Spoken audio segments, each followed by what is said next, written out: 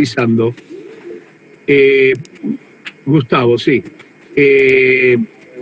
Tuvo la gentileza de grabar las clases, que la postea en el Facebook, es siempre una ayuda, decirle a ustedes para repasar, o si alguna persona no pudo ingresar, puede ver la clase, y además se tomó la molestia de escanear y subir, no sé si lo subiste al grupo de Facebook o al grupo de WhatsApp, todo el módulo 1.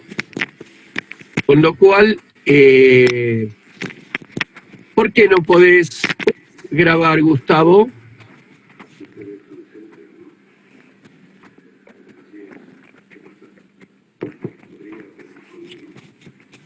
No sé qué dificultad tenés, Gustavo, que decís que no podés grabar.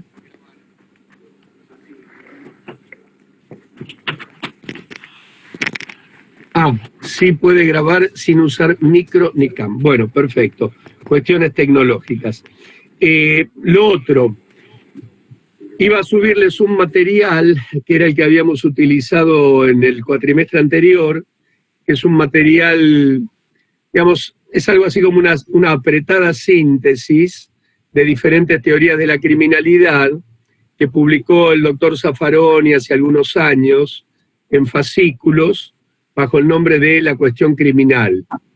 Como no teníamos la primera parte del módulo, que es donde desarrollamos algunas de las primeras teorías, hablamos del positivismo, hablamos de la anomia según Durkheim, hablamos de la escuela clásica, y todo ese material que está en la primera parte no lo teníamos, entonces yo les había dado, en carácter de material sustituto, esta publicación del doctor Zaffaroni. Ante esta posibilidad que nos brindó el esfuerzo de Gustavo de habernos escaneado y pasado el módulo 1, vamos a utilizar esto como bibliografía oficial, no obstante lo cual yo les voy a pasar a ustedes el material de Zaffaroni porque es ilustrativo, porque tiene un lenguaje muy llano, y porque además, como está reducido todo, apretadito, les permite en un golpe de vista ver la relación que existe entre los diferentes cuerpos teóricos. Esto es interesante que lo vean ustedes, sobre todo para cuando tengan que buscar la ubicación temporal. Es importante la ubicación temporal de los autores porque va generalmente en concordancia con las corrientes de entonces, con los grandes movimientos de entonces, no solamente en lo criminológico, también en lo político. La incidencia que tiene lo político en la producción de las teorías criminológicas es muy grande porque hay una ligazón íntima entre lo que es el aparato penal y lo que es la organización política que conduce a los grupos humanos, sean naciones, sean monarquías, digamos, cualquier tipo de formato político. Es importante la relación entre un aspecto y el otro, porque el poder punitivo es algo así como la herramienta de control por excelencia que tiene quien ejerce la conducción o el gobierno. En este material de Zaffaroni ustedes pueden llegar a tener... Pero se te corta muchísimo el micrófono. No me digas. Sí. No sé si el resto lo escucha con la misma dificultad. Mira vos, si están, yo los que veo acá por lo menos están todos silenciados. Andrea, ¿escucha bien? Yo escucho bien. Bueno, otro escucha bárbaro. Bueno, hay muchos que escuchan bien. Hace una cosa, Cristina. Se le escucha por a Cristina incluso. Sí, yo te diría, Cristina, que pagues la conexión. Pagale a Mañeto por la conexión tuya. Y ahí vas a escuchar mejor. No es esencial para Cristina todavía. Con Mañeto de Justicia.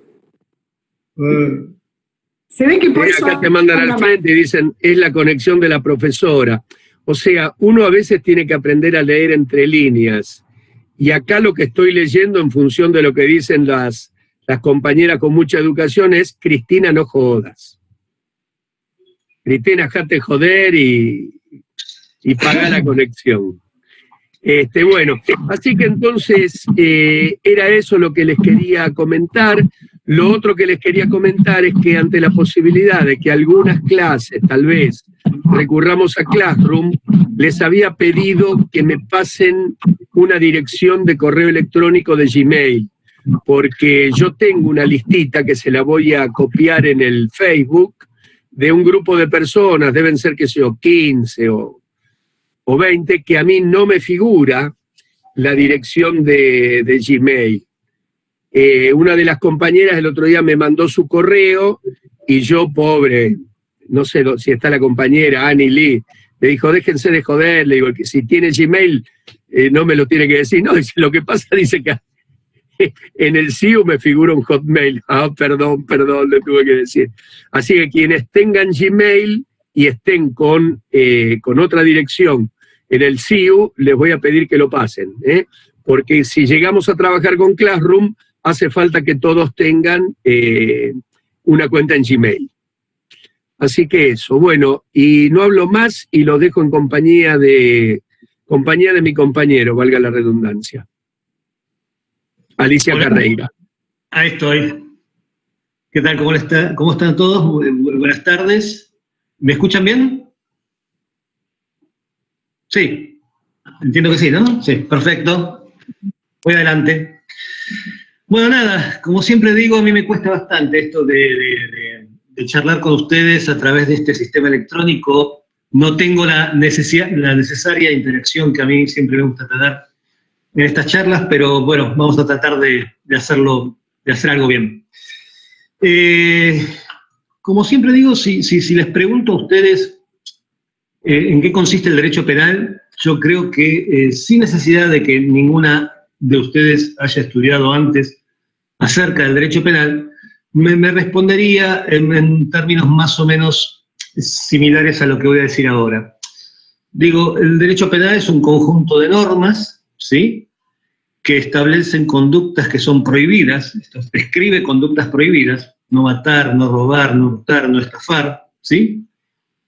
Y además, aparte de esta descripción de esta conducta prohibida, lo que promete es un castigo para aquel que realice esta conducta prohibida.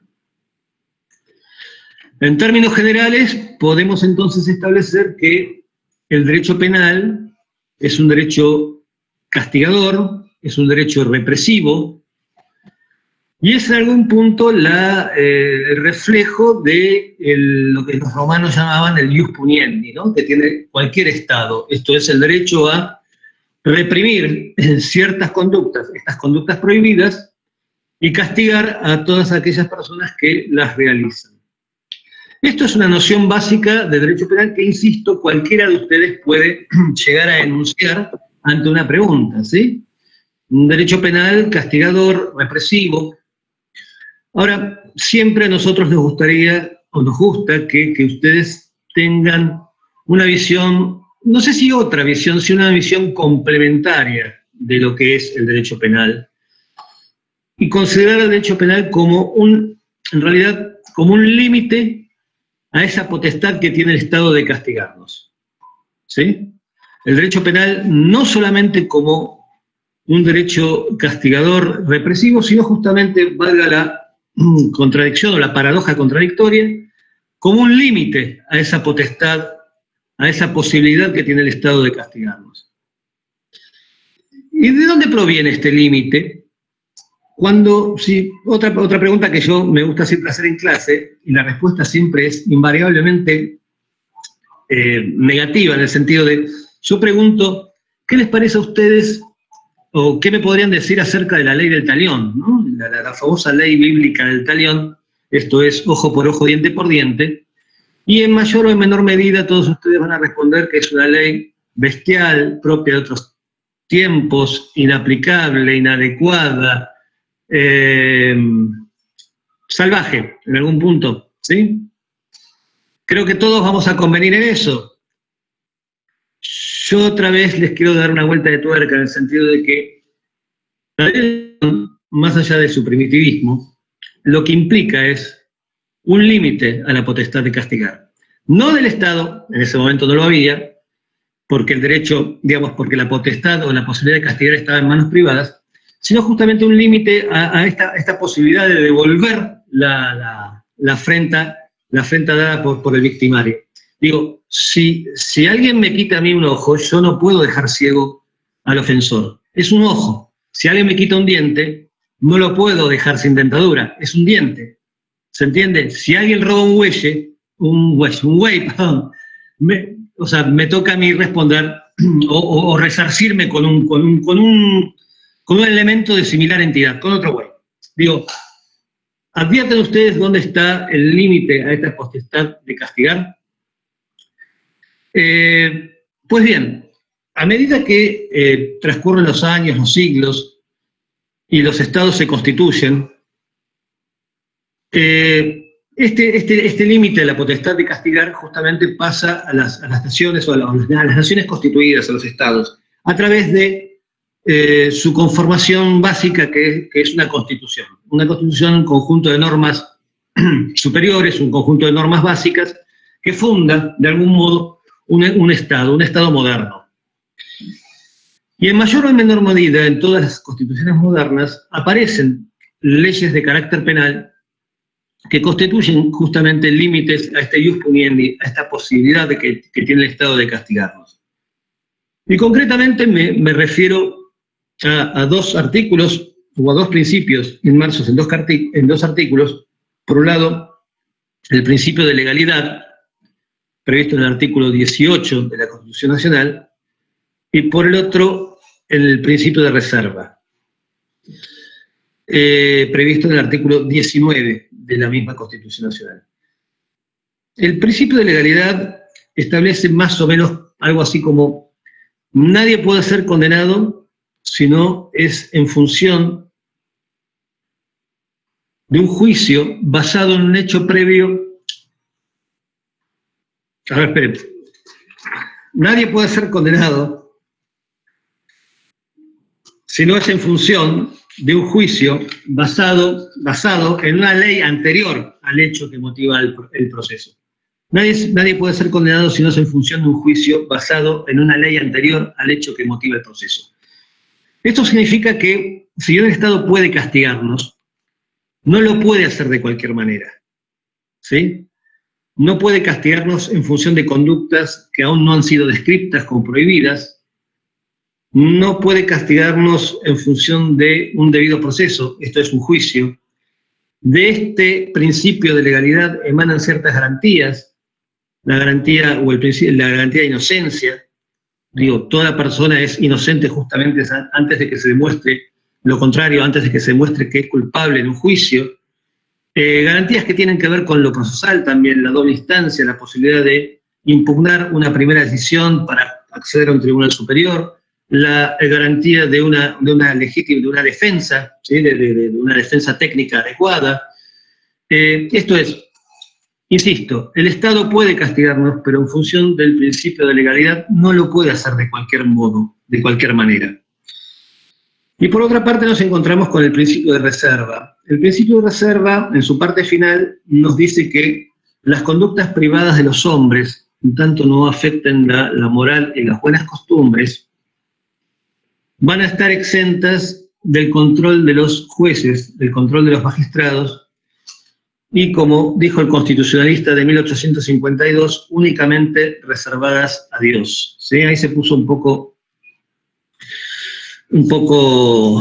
religioso y dejó justamente, como decía, las conductas humanas privadas únicamente reservadas a Dios.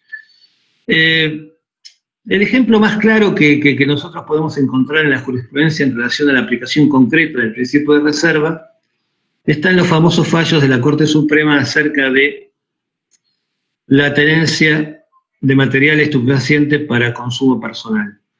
Ustedes saben que actualmente existe una ley que reprime no el consumo, sino la tenencia de estupefacientes para consumir. La tenencia simple de material estupefaciente, de droga para consumir, es actualmente en la Argentina una conducta prohibida, un delito. A través de diversas impugnaciones, el famoso caso Basterrica, un proceso llegó a conocimiento de la Corte Suprema de Justicia de la Nación, quien en su momento dijo que al tratarse de una conducta privada, íntima, la del consumo de material estupefaciente, la ley que prohibía su tenencia, justamente para consumo personal, resultaba inconstitucional por afectar el principio de reserva. ¿Sí? Digo, ¿se dan cuenta ustedes cómo funciona? El principio de legalidad es no de cualquier manera. El principio de reserva es no por cualquier cosa. No puede, en función de este principio de reserva, el Congreso Nacional sancionar una ley previendo como delito una conducta privada que no afecte a terceros. ¿Por qué? Porque, insisto, si lo hace, está afectando el principio de reserva. Esa norma resultaría inaplicable por inconstitucional, ¿sí? La verdad que es de capital importancia que en general la gente comprenda la importancia del principio de reserva. Y digo esto porque no hace mucho tiempo, estoy hablando de 50, 60, 70 años, en plena modernidad, estados centrales europeos consideraron que, por ejemplo, el casamiento o la unión entre personas de diverso credo religioso, constituía un delito, ¿sí? Un delito, un grave delito. También hubo estados que consideraban que pensamientos en contra del Estado fascista constituían un delito. En este caso, la Italia fascista de la década del 20 consideraba que constituía delito tener pensamientos que atenten contra los intereses del Estado fascista. Era un delito que incluso estaba reprimido con una pena de destierro. ¿Sí? Los desterraban a las antiguas colonias italianas de Libia o de Etiopía. También fue delito en la Rusia soviética ese mismo tipo de pensamientos en contra del interés proletario, del interés estatal. Los causantes, los condenados, eran deportados a los famosos gulag, campos de concentración o campos de trabajo donde eran reeducados. En la China socialista también pasaba lo mismo. Hasta la década del 60, en el Reino Unido, constituía delito tener en la intimidad conductas homosexuales. Un delito reprimido con pena de prisión. Estoy hablando hasta hace 50 años, 40 años. Lo mismo sucedió en la Cuba socialista, hasta hace relativamente poco. En la Argentina de la década del 70, finales de la década del 60, quiero decir, constituía delito pertenecer, sin ningún tipo de acción, al Partido Comunista.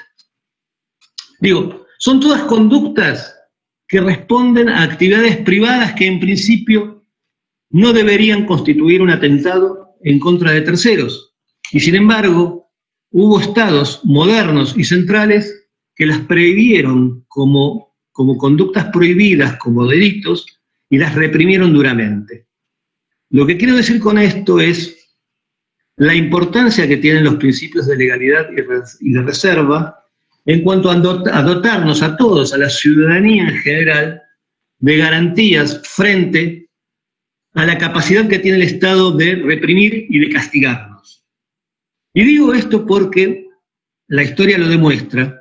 Cuando se entreabre un poco la puerta constitucional para perseguir fines supuestamente superiores, en este caso, y un ejemplo actual, el de la seguridad pública, digo, para perseguir un fin ulterior como lo es el de la seguridad pública, se cercenan ciertas garantías y derechos e incluso principios constitucionales que constituyen límites que tiene el Estado para castigarnos. Se los reduce. Hacemos la vista gorda, ¿se entiende? Una vez que empezamos por ahí, la verdad que cuesta tiempo, si no sangre, cerrar nuevamente la brecha o la puerta constitucional.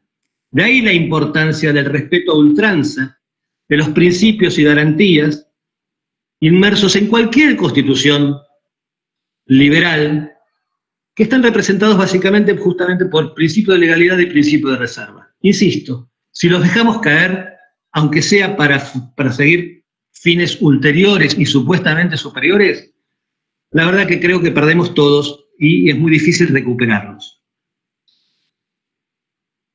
A partir de la década del 90, se verifica en la Argentina un suceso que es único.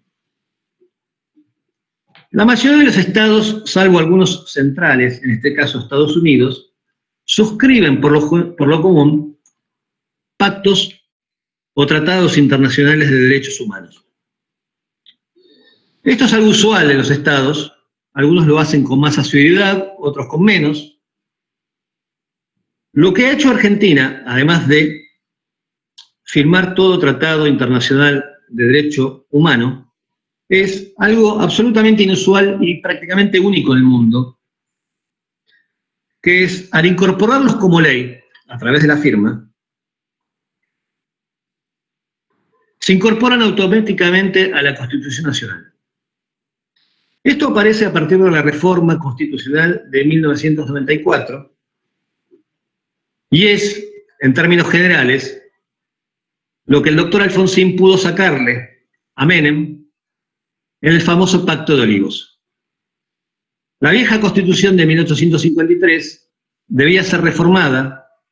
Hubo un presidente en ese momento que quería perpetuarse en cargo, quería una reelección que la Constitución antigua no lo permitía, forzó la reforma constitucional y el presidente del partido minoritario en ese momento logró un acuerdo permitiendo la reelección de Carlos Menem, pero a su vez, entre otras cosas, introduciendo de lleno a la misma Constitución todos los pactos internacionales de derechos humanos, de modo prácticamente automático.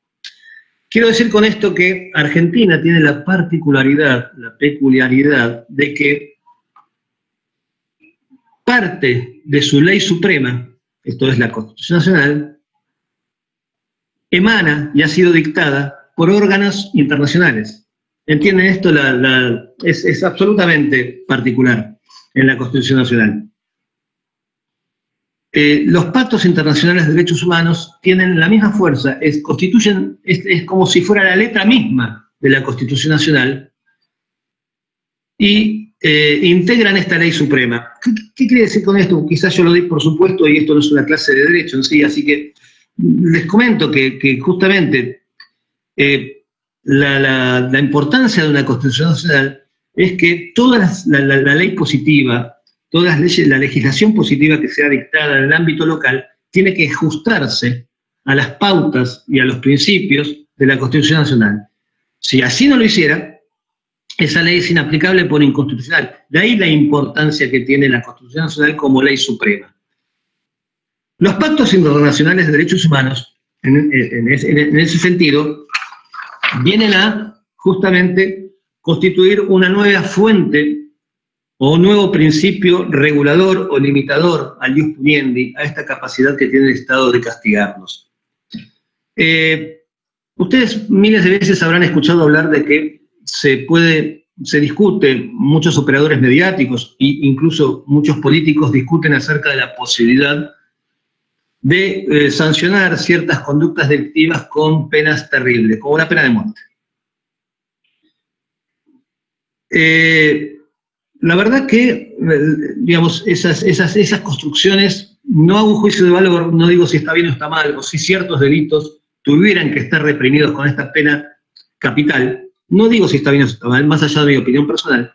Lo que hago no es un juicio de valor, sino un juicio de constitucionalidad. Digo que cualquier discusión en este sentido es absolutamente contraria a la Constitución Nacional. ¿Por qué?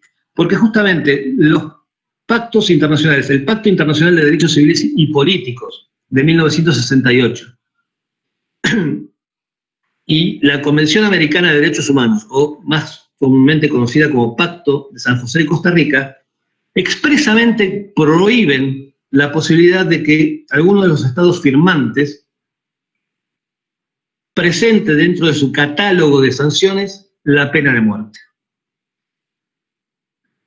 Aún más, como venía diciendo, estos dos pactos internacionales de derechos humanos están incorporados a la Constitución Nacional, de tal modo que es la propia Constitución Nacional Argentina la que prohíbe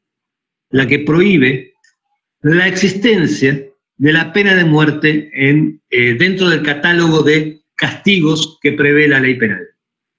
Entonces, cualquier discusión que se realice en función de una posibilidad de aplicar pena de muerte en relación a cierto tipo de delito terrible, insisto, no estoy haciendo un juicio de valor, digo, es absolutamente inconstitucional si es que la discusión no empieza por reformar la Constitución justamente para aplicar este tipo de penas capitales y renunciar a todos los tratados internacionales de derechos humanos suscritos por el Estado, cosa que la verdad es, no sé si imposible, porque la verdad que nada es imposible, pero bastante improbable o impracticable. Tampoco necesito ir al límite, ¿no? Esto es hablar de la pena de muerte, porque ustedes habrán escuchado a muchos operadores mediáticos también y a muchos políticos establecer que las penas de prisión, las penas privativas de libertad, deben ser cumplidas de punta a punta, esto es, hasta su vencimiento. ¿Sí? Puedo estar de acuerdo o no, pero eso tampoco, digamos, la verdad que si el legislador quiere que las penas de privativas de libertad sean cumplidas en su totalidad, no está ni bien ni mal, puede hacerlo, no tiene anclaje constitucional esta posibilidad de acceder a regímenes alternativos como la libertad condicional, salidas transitorias, ya vamos a ver de qué se trata esto. Pero el problema se presenta cuando nos encontramos ante penas privativas de libertad que implican prisión perpetua. La pena de prisión perpetua existe en la Argentina, existe desde 1921, esto es desde la sanción del Código Penal. La cuestión es que siempre era redimible en función de una libertad condicionada. Esto es, la pena de prisión perpetua, valga la redundancia contradictoria, nunca fue perpetua porque existe la posibilidad de que el causante, de que el condenado, en función del incumplimiento de ciertas exigencias o requisitos, pueda acceder a una libertad condicionada. Ahora, cuando el legislador sanciona normas que prohíben libertades condicionadas en este tipo de penas, de pena de prisión perpetua, al carecer de vencimiento la pena de prisión perpetua se convierte en pena de prisión real, pena de perpetuidad real, cuya única forma de vencimiento, cuyo único horizonte de vencimiento está constituido por la desaparición física, por la muerte del condenado en prisión.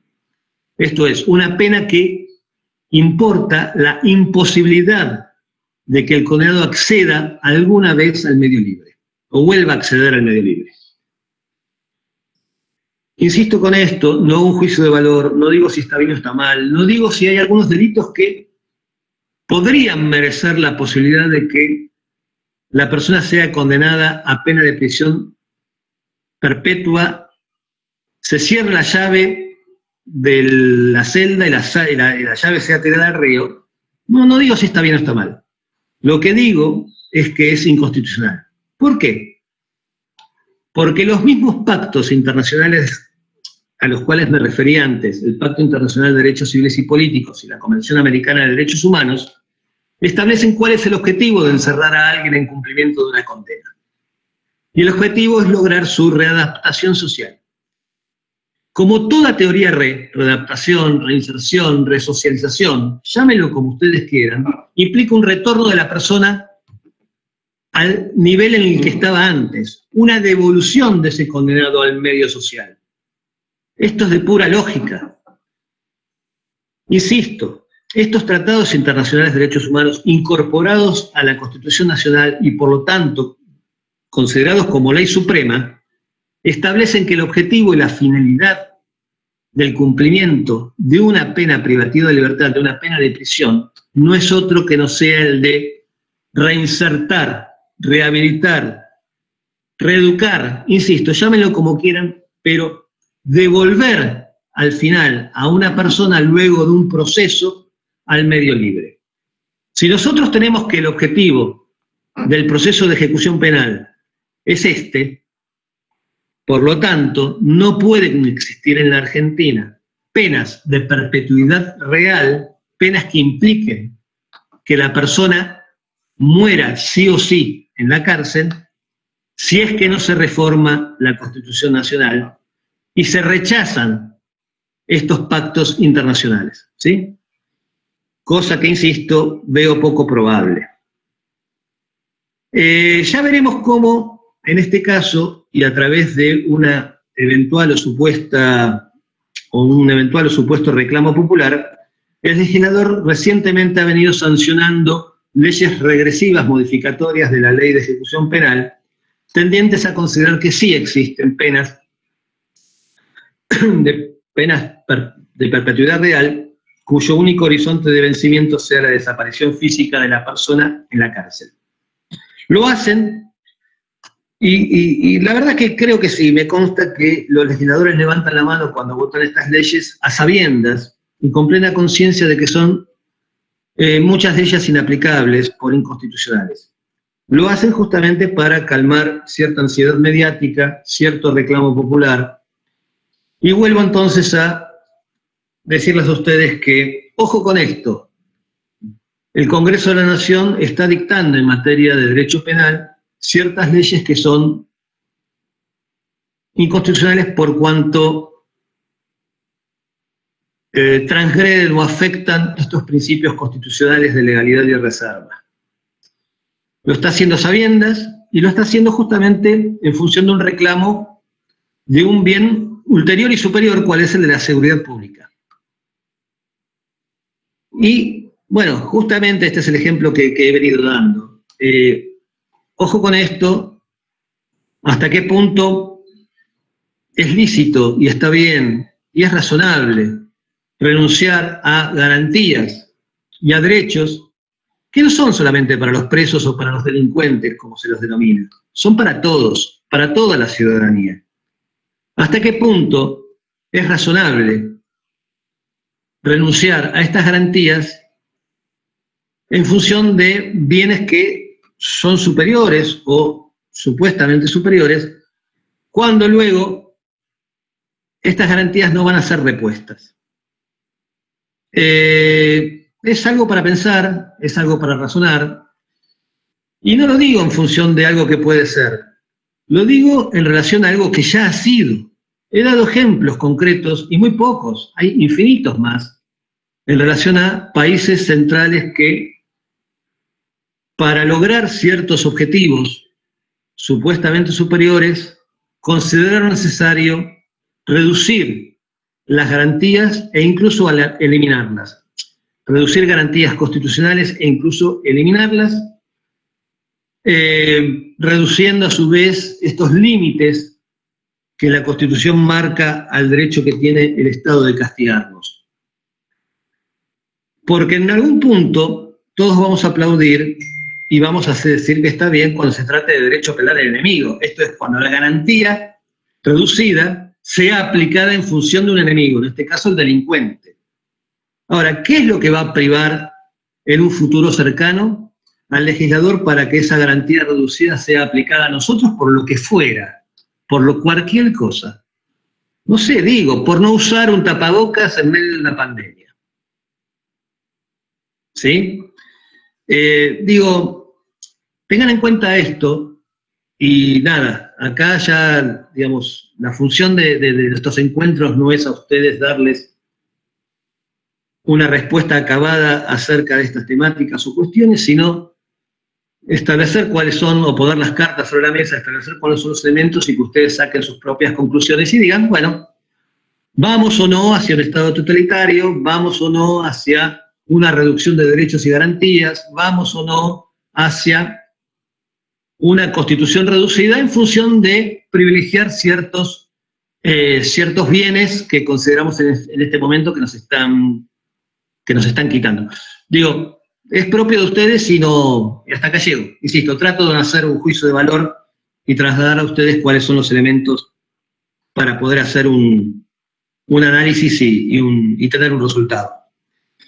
Bueno, vamos bien hasta acá. Lo que pasa es que, bueno, insisto, a mí me gusta mucho la interacción y me gusta preguntar si alguien no entendió, podemos volver a repetir algo, o si alguien quiere hacer una pregunta.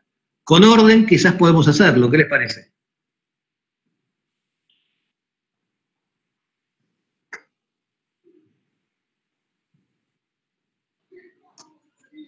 Mira, o está muy claro, Sí, o nadie o te quieren sacar de encima diciendo, dale, loco, cortá, que está bien.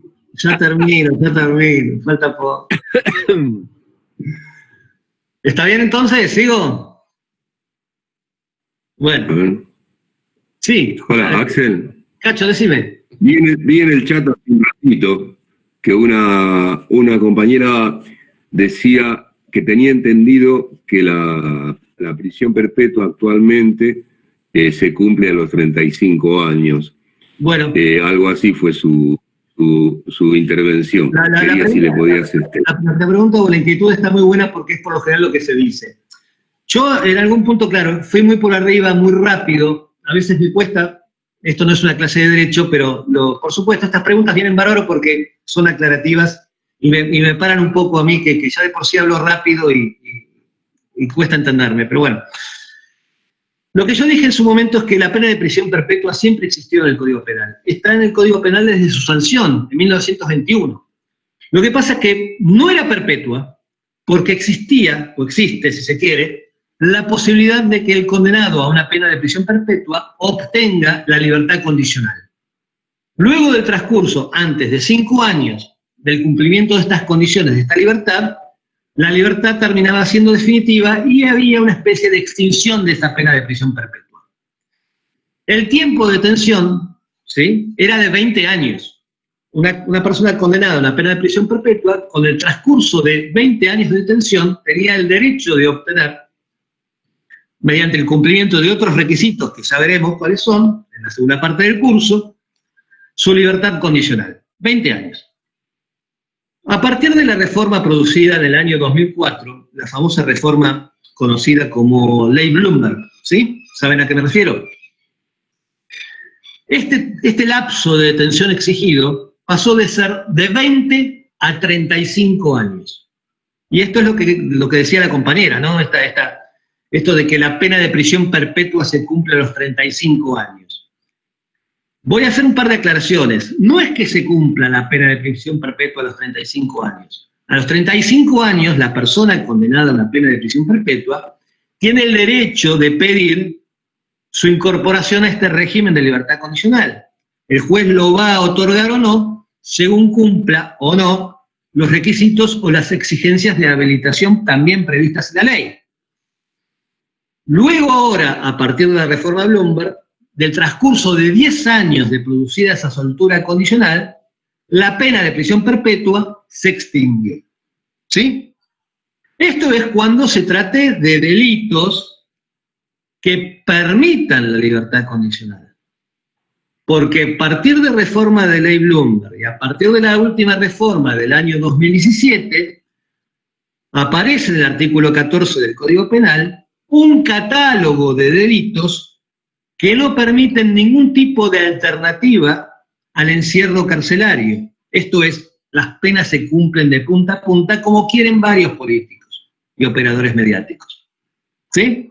¿Nunca escucharon hablar a un presidente de diputados de que las penas se tienen que cumplir en su totalidad? Lo dice cada vez que puede. ¿Sí? ¿Saben a qué me refiero? Es así.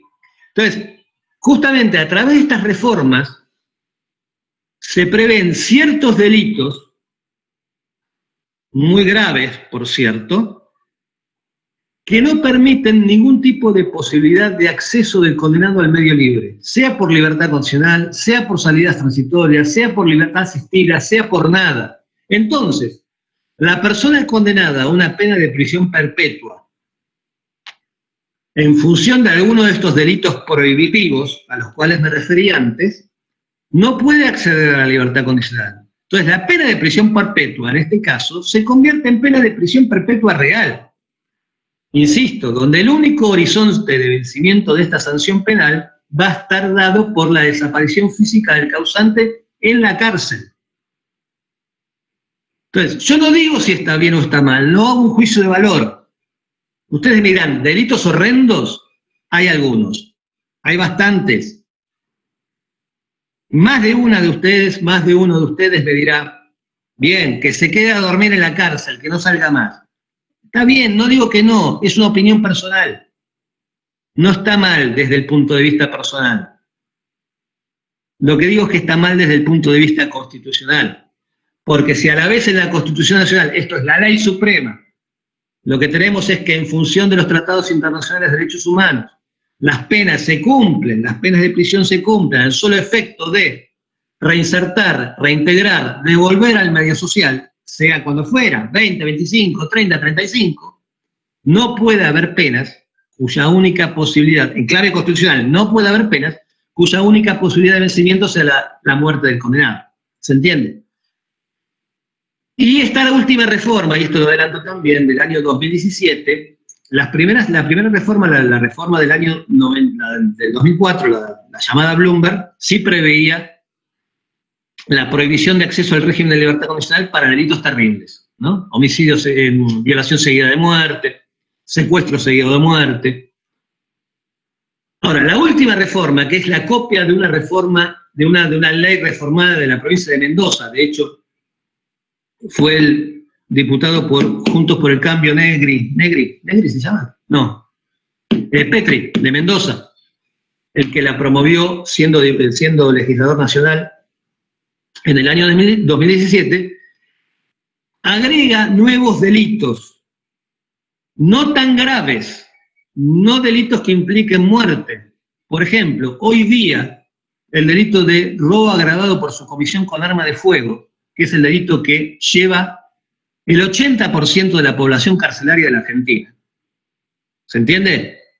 De 10 personas que están detenidas en cumplimiento de pena, 8 se encuentran condenadas por este tipo de delito.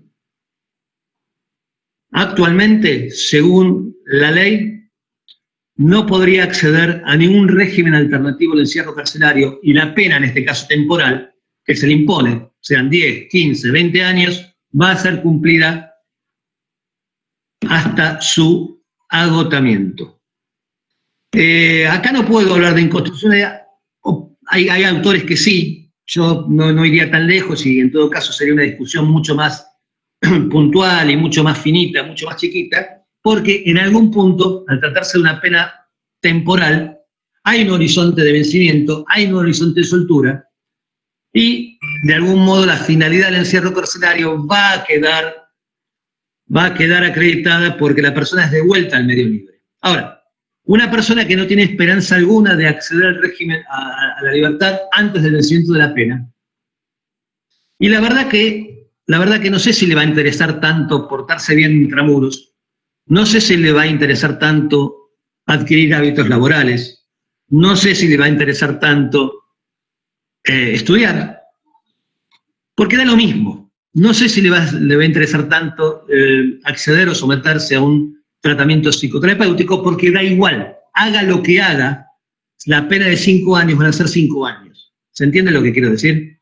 Y a mi forma de ver, y esta sí es una opinión absolutamente personal, esa reforma mediante la cual este tipo de delitos no prevé la posibilidad de acceder a un régimen de libertad condicional, por ejemplo, para mí es una reforma de alcance corto, de mira corta, de nada, no tiene ningún tipo de racionalidad salvo el puro castigo, y hasta le diría en algún punto la venganza, no sé cómo llamarlo ya, ¿no? Pero, insisto con esto, digamos, una persona que ha sido condenada a una pena X, 10 años de prisión, y que se le da una posibilidad de soltura anterior, si es que cumple ciertos requisitos, se va a esforzar en cumplir esos requisitos, va a adquirir herramientas que hagan a su reinserción social, va a trabajar, va a estudiar, no digo si esto va a resultar o no, lo que digo es que es una posibilidad de devolver a la sociedad a una persona mejor. Ahora, si yo a esa persona le prohíbo y le digo, no, la pena de 10 años la vas a cumplir enteramente, de modo completo, y la verdad que da lo mismo. A la persona que está encerrada le va a dar lo mismo, estudiar, trabajar, hacer las cosas bien, exactamente igual, son 10 años. ¿Se entiende por qué digo que es una reforma de mira corta y que me parece que no tiene razonabilidad y que en definitiva no va a hacer nada para solucionar el problema que supuestamente tendría que tender a solucionar, que es el de la seguridad pública? Al contrario, me parece que la acrecienta y la convierte en algo peor, ¿sí? Pero bueno, es una opinión personal esto último, ¿sí? ¿Vamos bien hasta acá? ¿Sí? ¿Alguna otra pregunta? Porque cada vez que me haga una pregunta voy a tardar 1 hora en contestarla, esto es claro, ¿no? Bueno, sigo. Hemos estado hablando de acá, yo, sí, Nicolás, Alicia me quiere decir algo. Me dice que el problema es que cada vez que salen de la cárcel salen peores porque no hay programas. No llega a dar la segunda pregunta. Sí, esto pasa, claramente, justamente. Alicia me dice que tiene la sensación, o es su opinión, que las personas que cumplen penas privativas de libertad, una vez que salen de la cárcel, salen peor porque no hay programas de tratamiento. Creo que me dijo esto. Sí, esto pasa específicamente o especialmente pasa en los servicios penitenciarios provinciales. La verdad que los servicios penitenciarios provinciales tienen un déficit muy alto en cuanto a programas de tratamiento general, prácticamente. Lograr educación y lograr trabajo en un establecimiento carcelario provincial de la provincia de Buenos Aires es un logro enorme. No todos acceden a esto.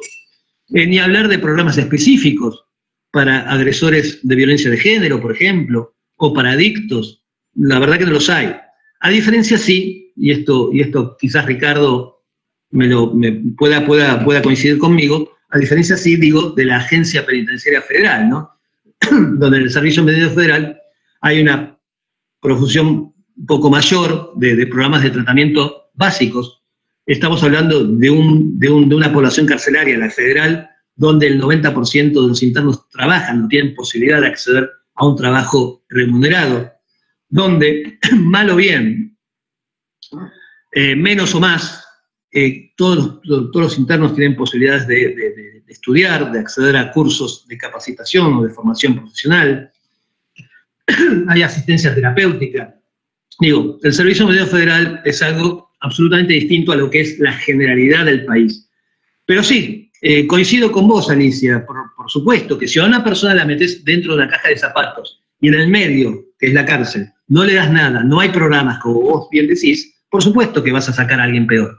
Pero esto también me lleva a mí a insistir con esta reforma que prohíbe libertades condicionadas o solturas anticipadas a delitos comunes dentro de la población carcelaria. Digo, es lo mismo, por más programas que haya, si una persona no puede acceder a un régimen alternativo al encierro carcelario, pues no creo que vaya a tener muchas ganas de trabajar, de estudiar, de cumplir objetivos que hagan a su reinserción social. Entonces también va a salir peor. ¿Sí? ¿Se entiende lo que quiero decir? Por las dos variantes se sale peor de una cárcel. Porque no hay programas o porque no hay progresividad, no hay régimen progresivo, no hay posibilidad de acceder a un régimen alternativo al encierro carcelario. Entonces la persona deja de esforzarse o no se esfuerza para nada. Y no adquiere entonces la herramienta que pueda llegar eventualmente a permitir su reinserción social en un futuro. ¿Sí? ¿Vamos bien hasta acá? ¿Cacho?